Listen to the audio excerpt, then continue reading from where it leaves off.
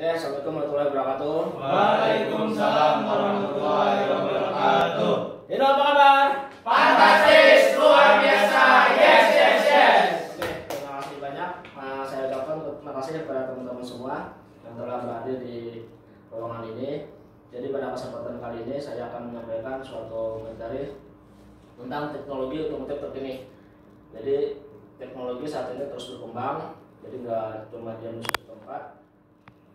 Nah, salah satu perkembangan teknologi yang saat ini terjadi yaitu nanti kedepannya akan ada suatu sistem pembakaran yang akan berubah, yang dari mana saat ini masih konvensional menjadi computer system. Jadi apa itu computer system? Bagaimana cara kerja dari komponen-komponen computer system? Nanti selama 20 menit ke depan saya akan coba menjelaskan di sini. Nah, sebelum itu saya ingin perkenalkan diri dulu. Nama saya seperti teman-teman ketahui, nama saya Adi Selamat, jabatan saya sebagai pemain dan editor sales. Saya mulai bergabung di Mitra Indo di akhir tahun 2010, tepatnya di bulan Desember. Terus selama saya berkarir di Mitra Indo, telah mengikuti beberapa kegiatan training dan juga ada beberapa dapat penghargaan secara nasional. Jadi ini seperti teman-teman lihat, di tahun 2012 saya mengikuti yang namanya Hakios Junior. Terus lanjut lagi di 2014 saya sudah mengikuti Hakios Senior. Dan di 2017 saya mengikuti training profesional dan juga promen. Terus di tahun ini saya baru selesai di Hakios Spirit Master. Dan juga untuk penghargaan yang saya dapatkan secara nasional yaitu sebagai Best Perform OBP dan juga sebagai finalis editor After Stress di CS Contest 2018 tahun tadi. Jadi mudah-mudahan di tahun ini bisa meningkat lagi. Yang dari tahun 2024 mudah-mudahan tahun ini bisa meningkat jadi number one. Nah, oke, mungkin ini perkenalan singkat dari saya. Sekarang apa sih tujuan kita berada di ruangan ini? Ini ada dua tujuan yang ingin saya sampaikan. Yaitu yang pertama untuk persiapan menghadapi tantangan di Euro 4. Jadi mungkin teman-teman di sini juga tahu apa itu Euro 4. Nah, sekarang pemerintah sudah melakukan regulasi yang dimana di tahun 2021 nanti kita sudah memasuki yang namanya Euro 4. Nah, secara global mungkin kita masih ketinggalan karena di negara-negara tetangga itu sudah ada yang Euro 4 duluan, bahkan sudah ada sampai Euro 6. Jadi kita saat ini masih di Euro 2. Makanya kedepannya nanti di tahun 2021 kita harus masuki yang namanya Euro 4. Makanya kita harus sekarang membekali diri persiapan untuk menghadapi tantangan di Euro 4 nantinya. Nah, terus yang kedua yaitu mengetahui cara kerja dari computer system. Apa saja sih cara komponen-komponen utama dari computer system? Nanti di sini akan kita sampaikan. Ini daftar isinya. Untuk materi yang akan saya sampaikan itu yang pertama apa itu computer system, terus yang kedua komponen utama dari computer system, terus cara kerjanya seperti apa, sama nanti ada kesimpulannya. Next, lanjut. Nah, itu apa itu computer system? Nah, jadi kita lihat dulu sejarahnya nih, computer system itu seperti apa.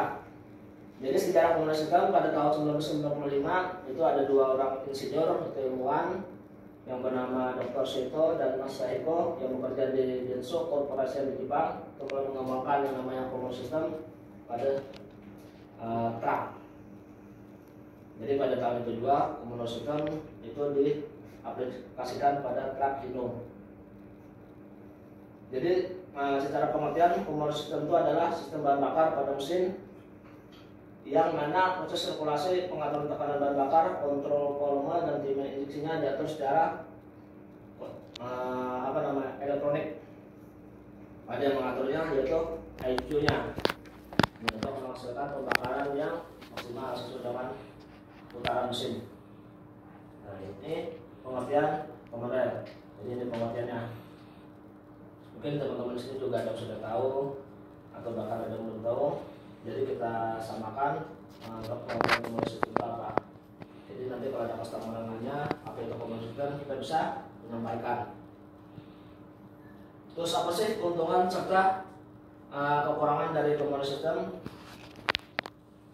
Jadi secara kelebihannya component system ini mampu memberikan suplai bahan bakar yang lebih akurat. Jadi suplai bahan bakarnya lebih akurat.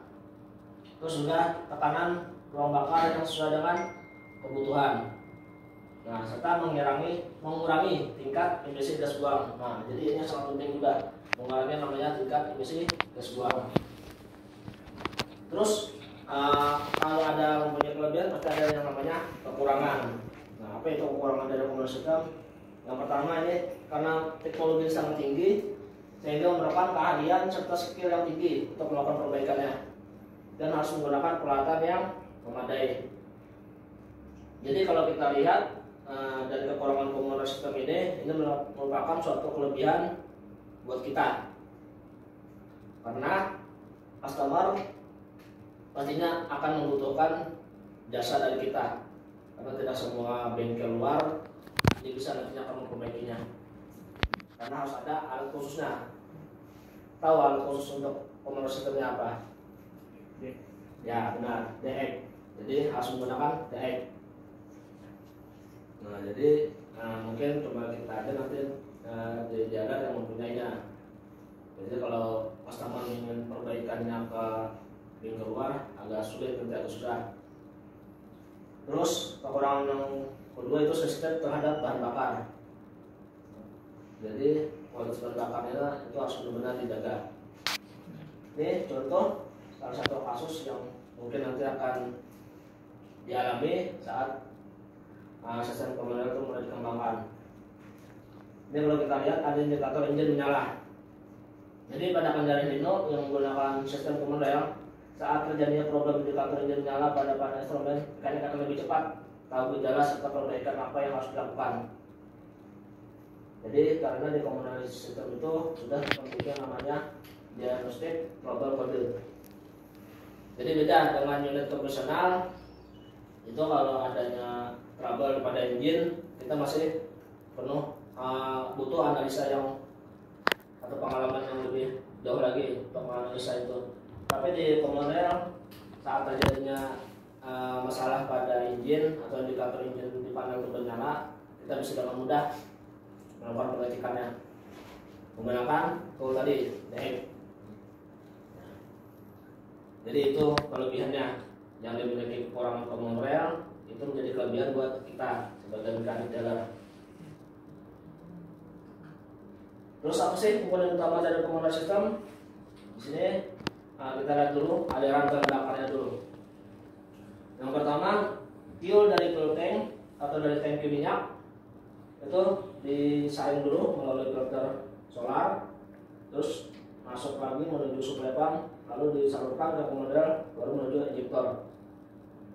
Nah, begitu aliran utama dari bahan bakar di komponen. Ini kalau kita lihat secara gambar, ini minyak di saring melalui filter, terus masuk ke suplai pump, terus disaring lagi di filter atas, baru masuk lagi ke suplai pump, baru dari suplai pump ini dimasukkan menuju komponen.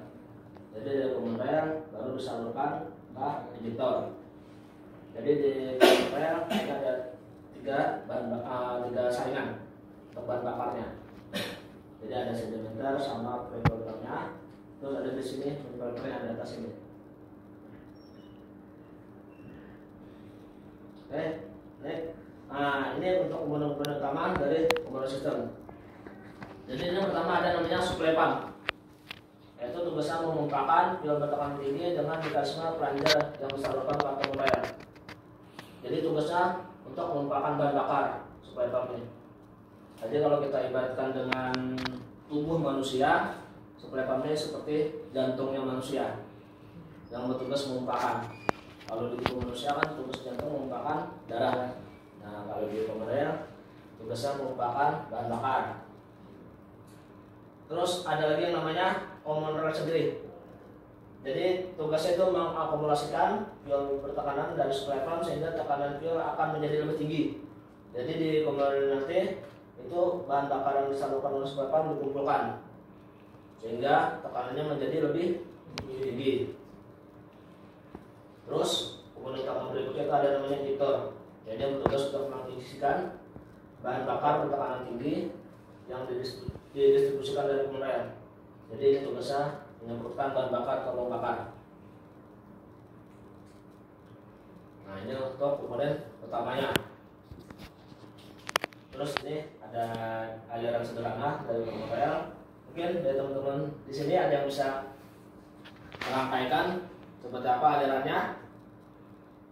Oke, Asad mungkin, Mas Asad, silakan Mas.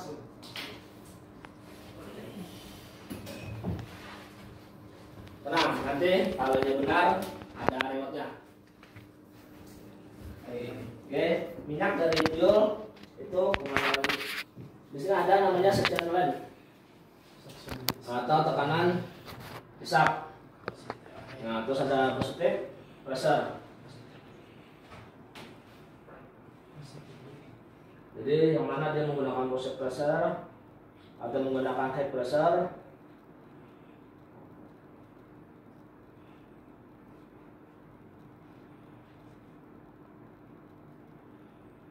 Ini masih positif. Positif atau negatif? Masih negatif nanti ya. High kemudian section. Untuk section length-nya section Hisap gitu. hisap. Hisap masih. Jalur hisap. Hisap ini ke sini. Ini masih hisap. Jadi ini menggunakan tekanan apa? Tekanan positif Suction. atau section. Jadi dari supply pump atau teratas dia menggunakan tekanan apa? Kalau sini mungkin kalau dari tangki ke filter pertama menuju supply pump itu masih positif. Mulai dari supply pump ke filter atas dia sudah mulai suction dan di sini suction dari terus ya balik ke supply pump ke common rail itu sudah high pressure. High pressure dari supply pump ini ada dua jalur, ada positif ada high pressure sama return ini yang kembali ke fuel tank. Di sini dari supply pump ke common rail itu sudah high pressure satu. Nah, sini high pressure juga menuju ke injektor. Dari injektor dari common rail dan supply pump itu ada jalur return yang balik ke fuel tank. Oke, bisa digambarkan. Section. Ya teman-teman di sini juga paham.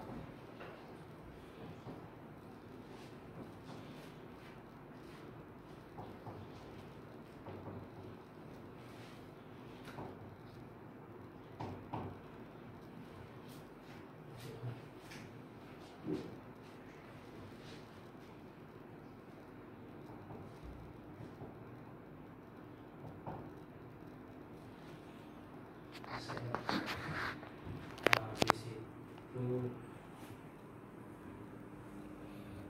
masih suction high pressure.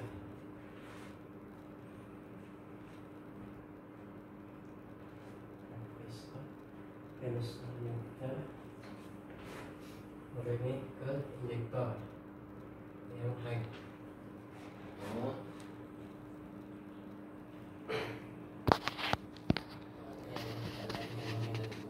Terus nanti ada yang return dari sini itu pressure limiter. Ini mau boleh di sini Ya, nggak apa. return.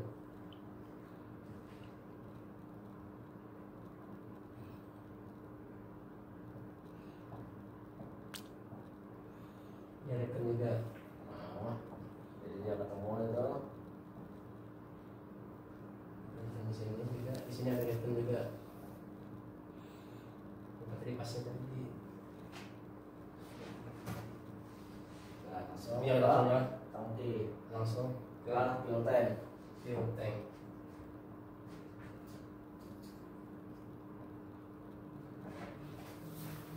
Kurang lebih seperti itu. Jadi seperti ini untuk aliran sederhana dari sistem. Oke, jadi hapus dulu untuk standar. Oh ya, ada yang lupa. Ini ada remote-nya. Nah, Oke, terima kasih. jadi ini masih sebenarnya masih sedikit ada kesalahan. Jadi secara yang benar alirannya seperti ini. Ini kalau kita lihat,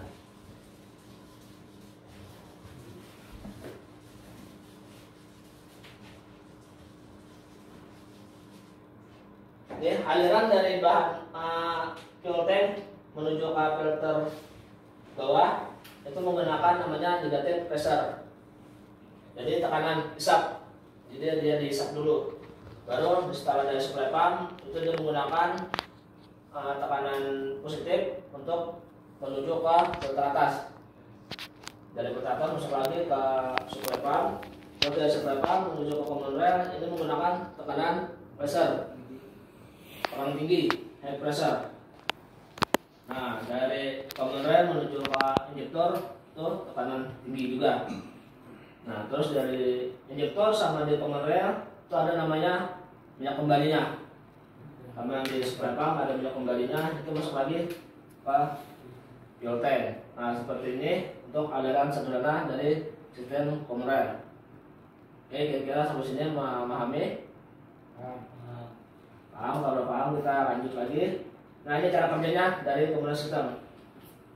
Jadi kalau kita lihat secara gambar, ini pada common system sudah tidak memiliki yang namanya AC pump.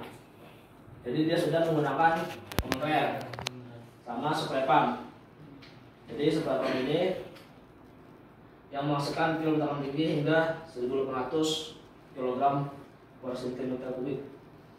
Nah, jadi atau sekitar 1.700 bar. Nah, tapi di supply pump ini mendapatkan inputan sinyal dari sensor-sensor.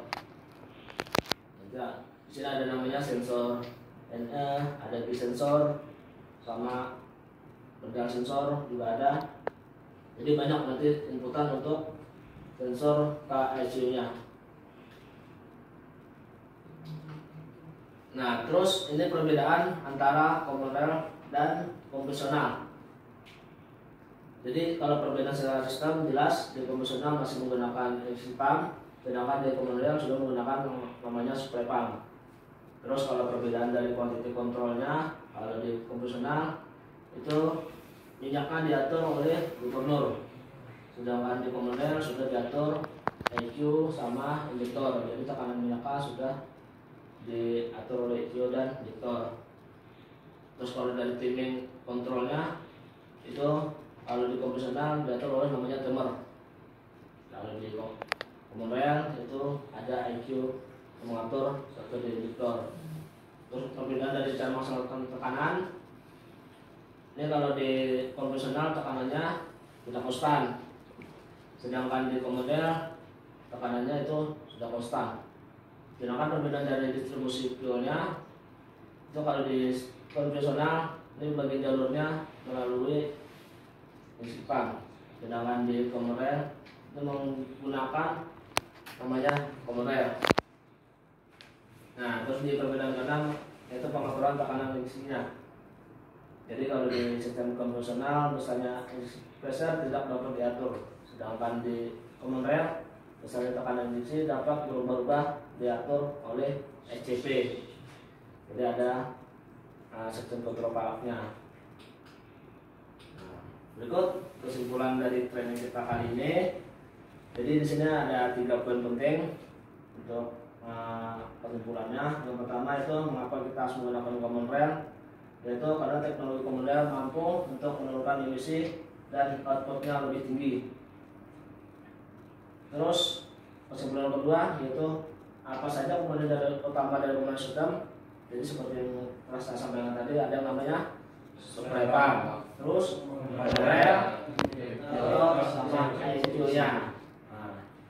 Terus bagaimana proses cara kerja dari common rail, yaitu kerjanya pengaturan tekanan bahan bakar, kontrol volume, timing, diksi itu sudah diatur oleh IQ. Oke, sampai di sini sudah paham semua.